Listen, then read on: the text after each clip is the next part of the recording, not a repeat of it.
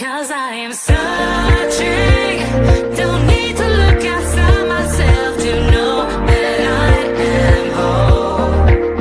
And I've been learning, made it through the darkest storms, and I've come into my own. And I am worthy of love.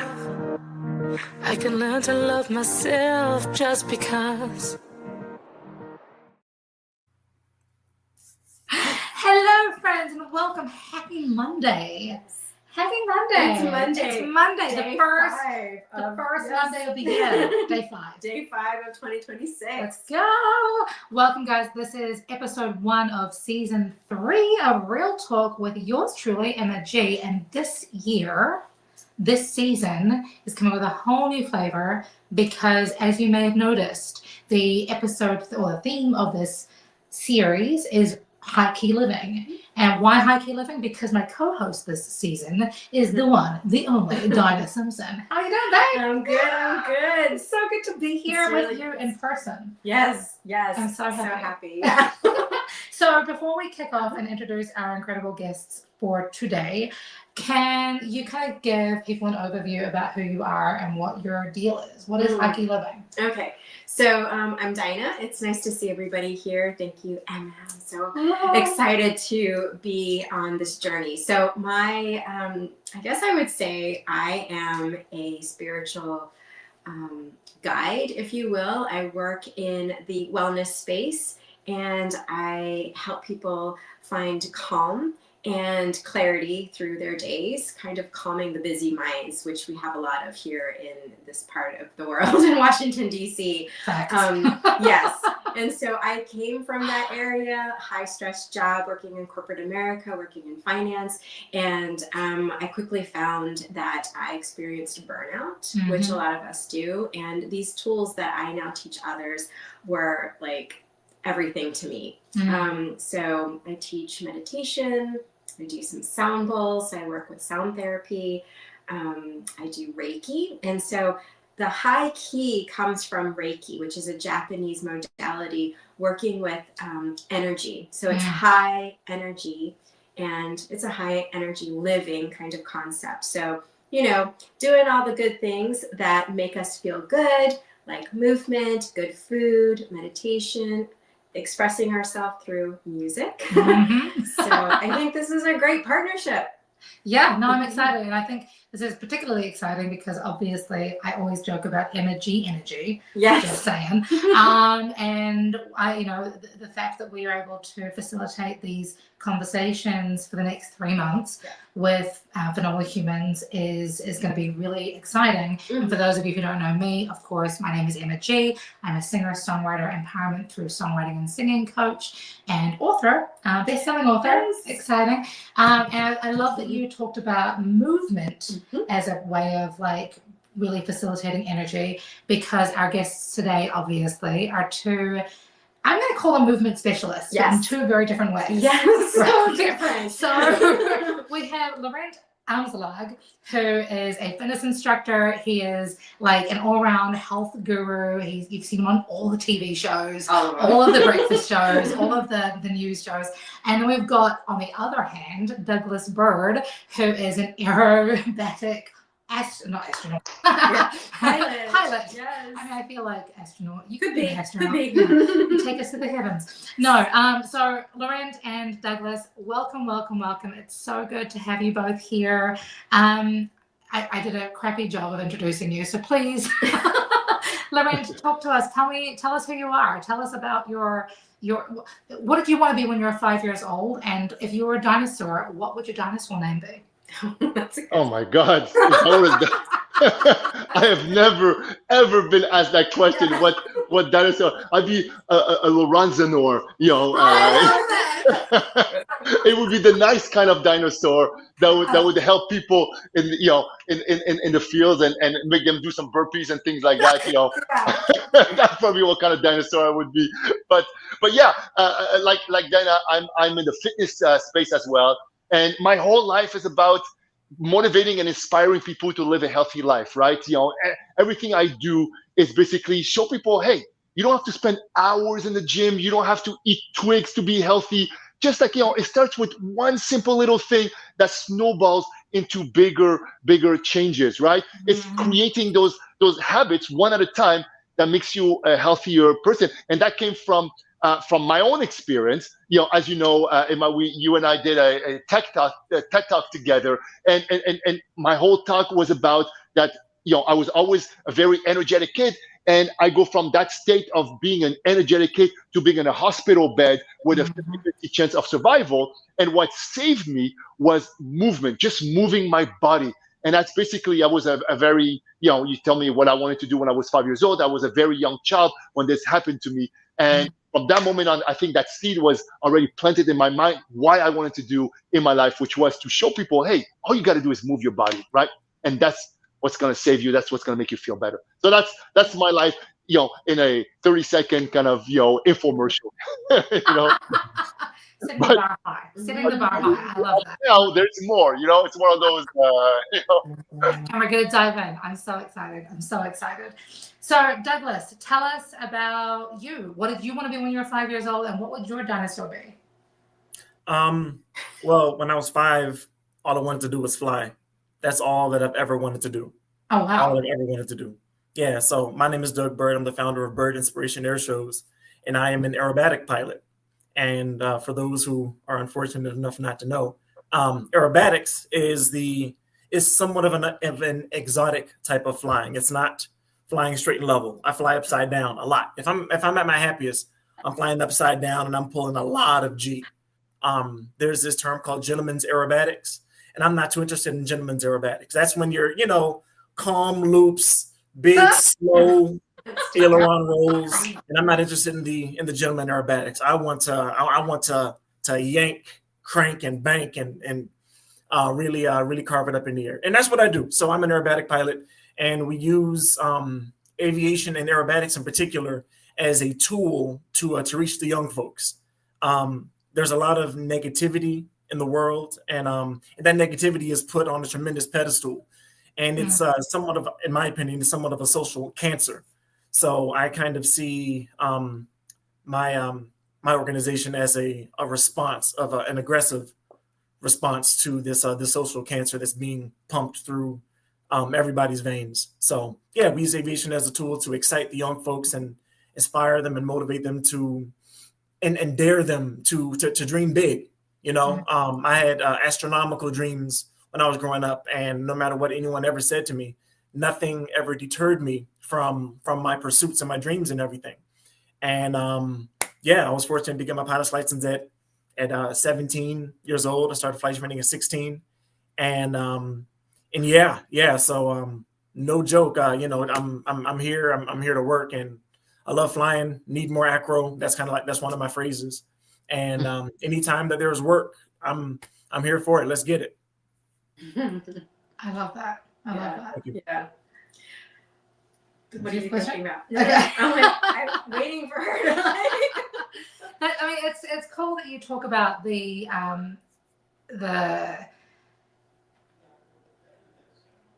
disease, if you will, of like the things that are affecting all of the affect things. This young people at the moment, the world at large, and really taking it upon yourselves, both of you in very different ways, using movement, generally speaking, but in very different ways, to kind of counter attack, I want to say, against what people are struggling with these days. Can you both maybe speak to why fitness for you, Laurent, and why aerobatics for you, Douglas, are so important in what you've seen and how you've worked with young people in particular, or older, inner teenagers, when it comes to combating some of the just awful things that we see going on in the world? Yeah, I mean, study after study will tell you that when you move your body, you bring more oxygen to your body, right? You release those feel good hormones, right? This is not just trainers or wellness people saying that. It's true studies after study that proves that. So anytime you move your body, you just tell your body, God, you're going to feel great, right? And it's not something that's going to happen 2 weeks or 3 weeks or a year later. This is something that happens right away, right? So that's what I use. I use movement as a catalyst, to help people kind of change their way of thinking. And once you realize, oh my God, this feels so great, then all of a sudden you're like, well, what if I change the way I eat my breakfast? What if I then decide to go for a longer walk? What if I decide to lift weight? And then it just snowballs into bigger things. That's why I always tell people, you know what? Start with the smallest little thing, something that it is so crazy, so stupid that you're like, there's no way I'm not gonna do this, right? So you start doing that, you feel good because that's what happens in your body, and then automatically you just start changing one bad habit after the next. And that's how I use movement to help my clients, whether they're young, whether they're older. Everybody kind of feels better. Who leaves a workout saying, God, I regret doing this? No one. No one leaves and says, God, I regret doing it. Maybe after leg day, you can't walk that well and things like that. But you always feel great, You always feel great after a workout. You never say, I regret that. But you always say, God, I regret not doing my workout today. That is more likely to happen than the other way. So yes, moving your body makes you feel good. When you feel good, then that changes your whole energy, right? And Emma G, you know about energy, that it's in your name. It's in your name, right? And when you change your energy, then that affects everything else in your life. Your relationships are better. Your friendships are better. It affects the way you work. You're more alert. You're happier. You just the way you are is completely different. And that comes from just moving your body. And that's why I want people to understand that it doesn't take that much. You don't have to spend hours at the gym going crazy. That just happens with just, you could just do this, and for a few minutes, and that makes you happy. I do a lot of that in companies. A lot of companies call me up and tell me, ask me to kind of motivate their client, their employees just to be healthier, right? And all I do is as I go there and I just make them move. It's fun little movements, little stretches they could do at their desk. I'm not even asking them to go outside or even outside of their the walls of their companies. It's right in there, and I show them little simple things that they could do to be healthier. And usually 100% of the time, every drill that I show, one of those drills will resonate with people, right? And that's what they start with. And then after that, it snowballs into other bigger things. So that's why I use movement. And I don't use the word workout. I don't use that term. I use movement because that's what it's about. It's just about moving your body. Doesn't matter what it is. It reminds me of Legally Blonde, which is like happy people. No, people are exercise. Exercise makes you happy, and happy people just don't kill their husbands, right? Happy people don't what? Domestic violence here, Laurent. What did you say? Happy people don't what? Don't kill their husbands. Oh, don't kill. Oh my gosh. So I think Lorena Babbitt should have worked out a little bit more, So. I love it. What about you, Douglas? For me, aerobatics, because kind of I'll never forget this thing that you said. I think on the last show that we played, but you said music is the business card, and somewhat the same thing with aerobatics. Aerobatics is what gets the aerobatics, the videos and everything. That's what gets people's attention, and gives me a platform to stand on and share the extracurricular things that I've got that are also in line with what we're actually saying. But to Laurent's what he's saying, movement is medicine, and that is one of the things that I also talk about with my outreach in aviation. I usually close my speeches out with, drink your water. You need it. Forget all that soda, all that sugar and everything. When you're dehydrated and you're wondering why it's getting dark when you're only pulling 6G, it's because you're probably dehydrated. Got to stay hydrated. So I talk about the things that help to keep me healthy when I'm flying and conscious. Because when you're pulling 9G, it gets dark real quick if you're not. Your body lets you know really fast that you're not in shape and you need to settle down, land, rehydrate, and eat healthier out of shape. But yeah, aviation and aerobatics is the platform, the business card, the icebreaker that gets people's attention so that I can relate these things. In addition to that, especially working with kids, talking about developing good studying habits, being Mhm. careful about who you spend your time around, hanging out with people who are also um, uh, motivated and have dreams, people who aren't doing, stupid nonsense and everything. Because if you're sitting in a room, if you're spending time in a room with two fools, who's going to be the third fool? You are. If you're sitting in that room, So, yeah, aviation is kind of the catalyst, as Laurent said. Yeah. Yeah. So I'm just observing everybody talking, and what I'm feeling. It's very energetic, right? Right. Like everyone here has a level of energy, and to me, that's kind of it settles with like the mindset. Um, there's a passion behind what each of you do, but behind that passion, when you're working with other people, how do you, you know, connect in terms of if somebody's like maybe not as confident as you both are, right? But they know something needs to shift because they want to emulate like how you're feeling and what you guys are doing, and empowering them.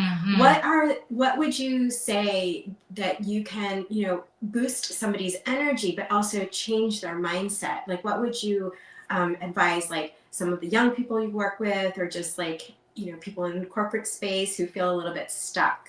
Like this is energy work, right? Like we're trying to motivate other people. Right. And that's a very, very good question, Dana, because I always say, and I think that translates to other things as well. And I'll explain that is I believe that people that want to change something in their life, whether it's to stop smoking, whether it's to stop taking drugs, whether it's to stop alcohol, or even being healthier, it's got to come from within, right? You cannot force something. You cannot tell someone you got to stop smoking. That has to come from themselves.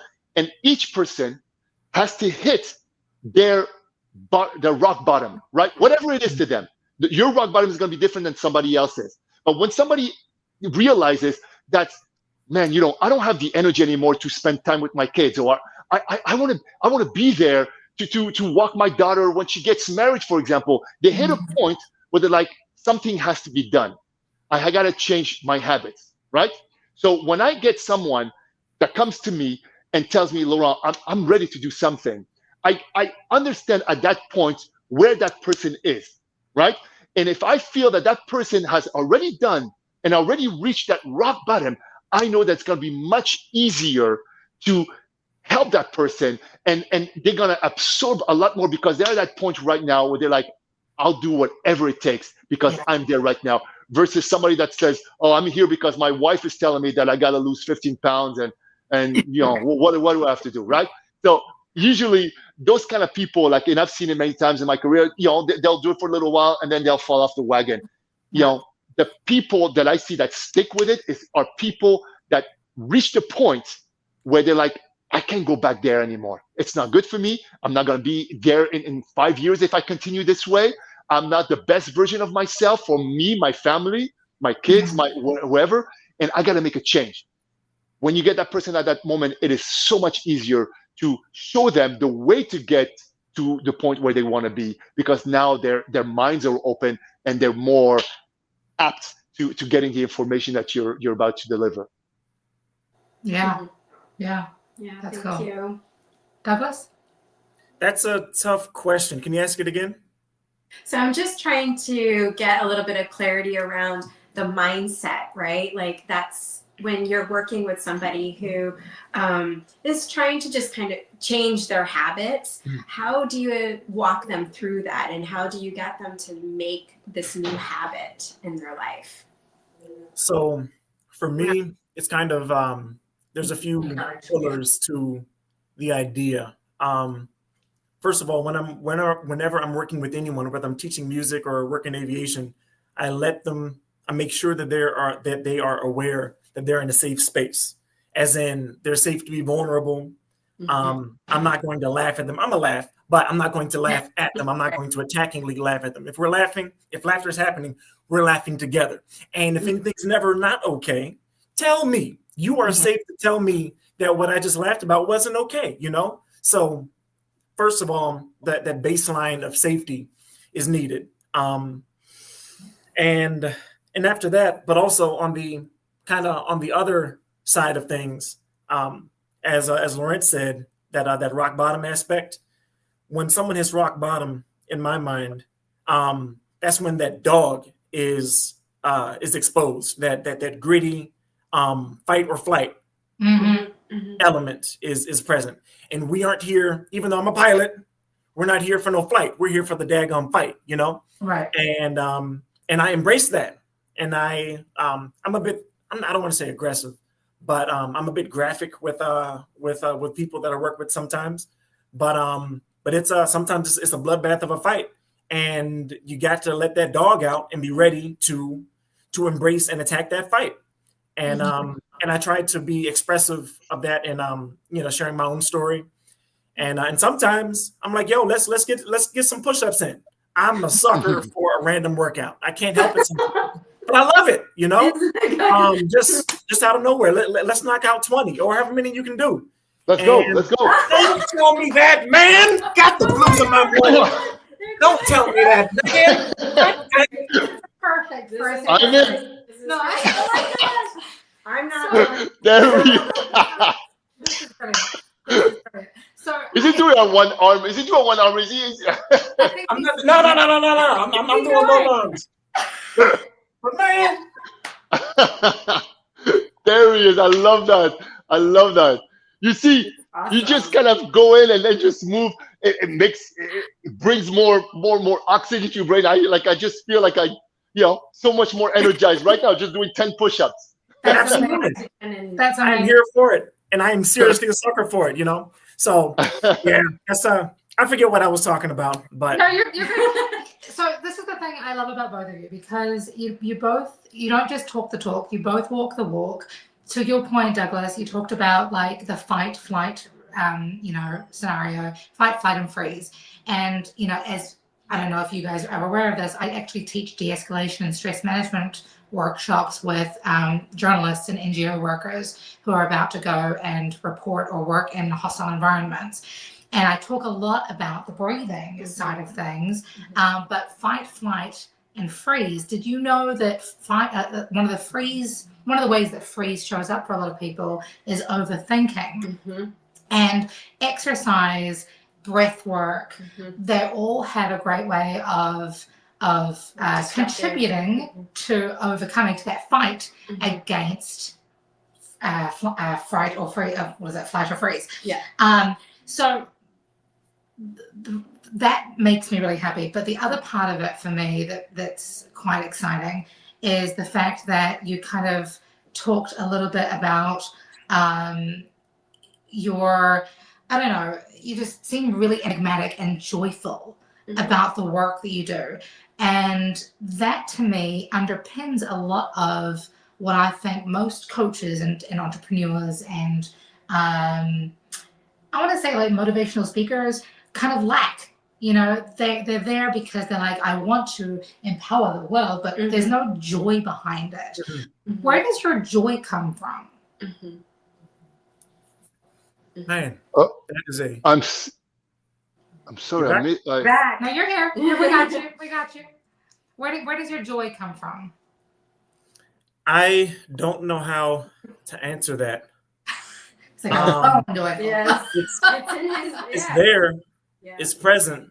It's about who we are. Gosh, where does your joy come from, Emma? Maybe I can find a direction.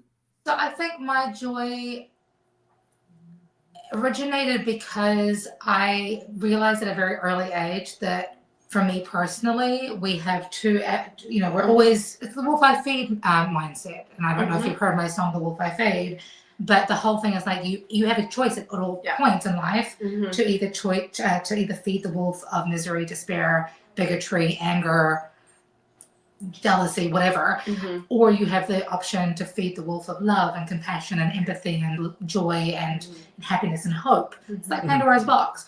And so I think for me, and it kind of ties into my other Emma-ism of if it's not a hell yes, it's a hell no. Yes. I'm always going to choose joy because that's always going to be a hell yes for me.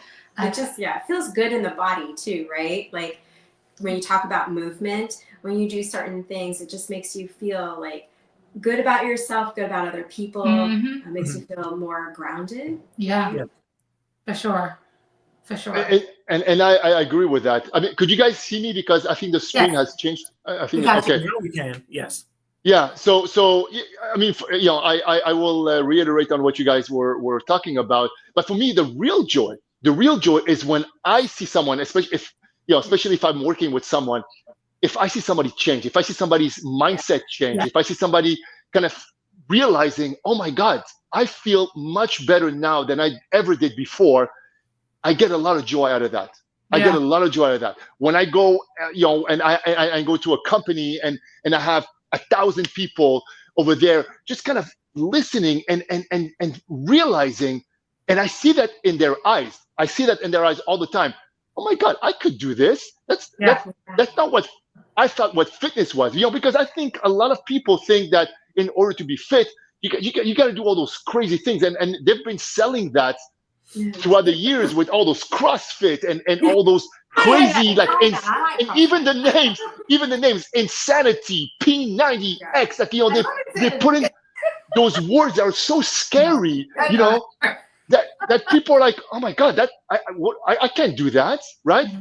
So basically, I go in and I'm trying to rewire their mindset into believing, hey, you don't need all that stuff. All you need is to do those simple little things, and that will give you the great feeling that you're looking for. And then they realize that. I see it in their eyes. That brings me so much joy, Yeah. So I really, really enjoy that. That's awesome. It's when you are able to give that opportunity to another person to realize that they can shift their mindset. And I can see that joy too when I do my work and all of a sudden the light bulb goes off. Love that light bulb. And light bulb. It's all about the light bulb. It's the light bulb. But it's so nice because you're on the path with them. Yeah. Right? Yeah. And you're just sharing your knowledge, your experience, because we can see ourselves in that other person. And when they light up, definitely you receive that joy too. I love that. It's funny because I was reminded recently of the Yoda concept. I don't know if you guys are familiar with the Yoda concept, but I feel like we're all Yodas here. In the way that we show the way and we guide the way, but we don't ever push or force the way. And everything has to be in alignment, that joy, that hell yes, as opposed to a hell no. That's awesome. I have a question. When you guys wake up in the morning, what are your 3 non-negotiables? Ooh, that's a good question. Darn. Well, a workout, that's a non-negotiable. That's the first thing that I do in the morning. I do my own workout. You got to start doing your own thing for yourself first, because then you're in that right frame of mind to be able to do the rest of the stuff. Number 2 is I go kiss my kids. That's a non-negotiable. Even though they don't want me to do that, I still do it. And I just have my breakfast, which is oatmeal usually and fruit and things like that. That's what I always have. It never changes from that. I'm a creature of habits also. I love habits. That's what I teach, how to create habits, right? That's what I do. So I have my own habits, and one of them is I always have the same breakfast, which is oatmeal with fruits and nuts, and that makes me happy. That's non-negotiable, I love that. Douglas? Yeah, for me, that's a really good question, by the way. For me, I think the first one is that before the day is done, I need to take at least one step towards where I want to be, one actionable step in the direction of the direction of progress. That's one of them. The other one is I have to learn something. I love learning in general, but I got to learn something new, and I haven't thought of a third one yet. Maybe instead of 9 Gs, go to 10 or 11 Gs. What do you think? No, I'm happy with 9 right now. Hopefully by the end of this season. And there's not a real practical reason to go above that. It's like height. I'm like 6'2". I'm good with 6'2". 6'2" is a bit much. It's like, why are you that tall? It's not needed. It's okay, but it's not needed, Right, and that's right. how I see G's. 9 is impressive. 10 is good. Anything above that, it's like, whoa, what are you doing? Yeah. So I mean, it might be outside of the scope of this podcast, but explain to me how Tom Cruise like held on that plane when he did that scene in Mission Impossible, or the other one where he was actually on the plane and doing the G's on top of the plane. That I want to know, and it was real. It was true. He did it. He actually hung on that plane. Yep. Yeah, just hand grip with that one, because I think he was on the back of a C-130 or a C-17 or something. One of those bomber planes. I don't know what it was, like one of those big, you know. Yeah, it was a big cargo plane. It might have been a C-17, but I don't know. I don't know. I know that I don't know. But something like that. Just staying calm, as calm as you can, and just and grip strength, you know, because there aren't a tremendous amount of G's that you're experiencing in that type of max performance climb. Okay. So yeah, that's just a grip strength kind of thing. I love that. Man, well, he must have been doing some, forearm curls for a long time before that movie came out. Yeah. Or probably also just dead hangs. You know what I mean? That would probably help greatly for that type of stunt. Right. That was amazing. Yeah, it's cool. I feel like we could talk for hours and hours and hours, but unfortunately, we have completely run out of time. What? Really? That's it already? You kidding me? We'll have to have a part 2. We will. I just started. I know, right. But obviously, because you guys are such joyful and high energy human beings, we need to know how to get hold of you. Yes. So, can you maybe finish off by giving us your website or the best way to contact you, and maybe one tip or word of advice that you could give our listeners to help them integrate some kind of movement or positive step of mindset into their life this week, especially if we're going to be, as Douglas alluded, improving on ourselves 1% each day. Yes. Yeah. Heads out, guys. Yeah. So my website, my Instagram, I have a lot of stuff. I post a lot of different videos and little tips and things like that. It's at Laurent Amzallag, which is my name, LAURENT AMZALLAG. I also have a YouTube channel where I post actual workouts on. It's also Laurent Amzallag, my name, and Laurent Amzallag is my website as well. And when it comes to one tip, I would say, if you're starting up, especially if you're starting up, do something that you enjoy. Start with something you enjoy. Let's start that, because when you enjoy something, then you stick with it. And when you stick with it, that's how you get the results you're looking for, right? So you start with that one thing that you enjoy. Everybody has something that they could enjoy. It doesn't matter what it is. As long as you move your body, you could shake it up. You could do whatever, the jig. You could do whatever you want. Do something that you enjoy. And that's how you start to get the ball rolling. And I promise you, you will get there. Love that. Thank you. Douglas. He's thinking. Check. Can you hear me clearly? Yes, we can hear you. Because that last transmission that I was getting was kind of garbled. Okay. He was just talking Can y'all about hear me movement. okay? Yes, we can. Yeah. Yes. Can you all hear me okay? Yes. Dang it. I don't know if I can hear you all. We can hear Okay, you. you can. Yeah. Okay. Yes. Yeah. So my gotcha. Sorry. So my tags on Facebook, it's Bird Douglas. So it's my last name first, and then my first name last. On LinkedIn, it's my first name, then my last name, Douglas Bird. But what you really want to get on is my TikTok. TikTok is popping right now for me. And TikTok is Bird Inspiration Air Shows. Oh, nice. Yeah, it's pretty groovy. Some entertaining stuff right there. A lot of energy, a lot of excitement. I want to see more about it. Can you do a video, I think? Yeah, show us. Yes, I do. Are you able to see? Let me see. I'm trying to do it. Don't know if it's working or not. Yeah, we saw a little bit. Maybe our producer can help out a little bit. Yeah. I think. Oh no. Oh. Can we include it? We can In the include show it in notes? the we can send a link to it in the show notes, 'Cause I think Douglas has Jumped off. vacated the building for a couple of seconds, but that's okay. Cool. He's So, doing some G's. sorry, yeah, he does. Too fast. He's already in the air. Oh no. Right? That's okay. We'll Oh, he's figure it out. back. He's back. Okay. Yeah, I am back. Don't know what went wrong, but But technology be technologying. Yeah. yeah, I don't like computers. But the planes that I fly, they're all push rods and cables. They're very minimalistic on the. Here we go. We can see That's it. the best. Yeah, this right here is called the Arresti dance. We go through it in our mind before we ever step foot in the airplane. Let me get to this part. The one at the same. I was broken from a young age, taking my soul into the masses, writing my poems for the few that looked at me, took to me, shook to me, feeling me, singing my heartache from the pain, taking my message from the veins. Nice. Yeah, copyright stuff. I guess they had to mute it, but it's fine.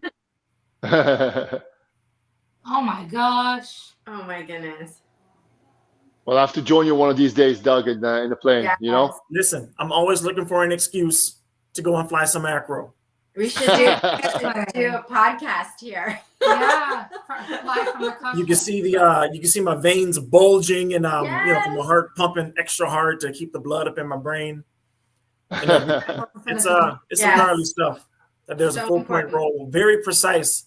This aircraft, That is wild. and Amazing. Amazing.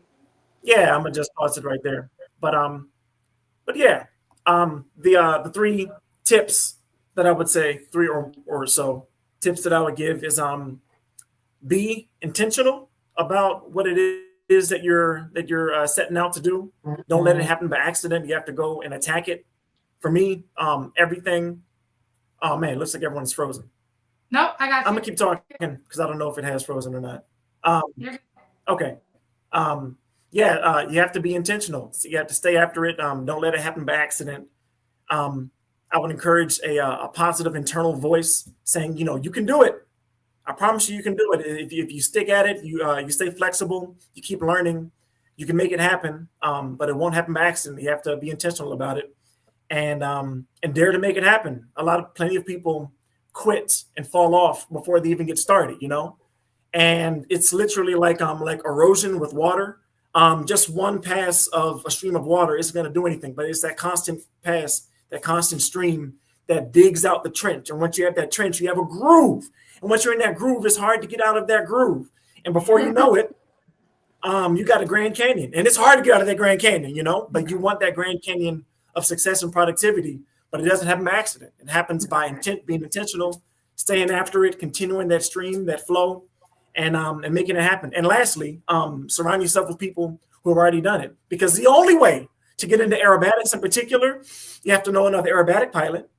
They've made mistakes and they have successfully not hurt themselves, and you learn from them, and they put you around other people. It's that entire web-like network of people.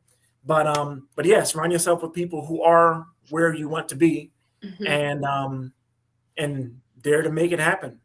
Love that. Love that. Yes. Love it. Yeah. Thank you Awesome, guys guys. so much. Seriously. Yeah. Oh, it's my pleasure. It's my pleasure. It's thank you so much. And I got to meet Doug over here, Yes. and his impressive life. It's unbelievable. I'm so impressed, Doug. I'm so honored to share the show with you. It's amazing. Thank you, sir. Absolute pleasure meeting you. No, as well. thank you, and thank you, ladies, for having me on your show. Yes. Yes. Well, thank you all for joining us, and thank you to everybody who's tuned in. And of course, we will be linking everybody's information in the show notes. So don't be a stranger. Please reach out if you want a little bit more movement in your life, Yes. whether on the ground, moving your hips and shaking, Or- or up in the air space. Wow. But until next week, friends, be good, be kind, spread love like it's going out of fashion, and remember, Yeah, high key living. Yes, High ma'am. vibe life. We'll see you soon. bye. Bye, everyone. Cause I am searching, don't need to look outside myself to know that I am whole. And I've been learning, made it through the darkest storms, and I've come into my own. And I am worthy of love. I can learn to love myself just because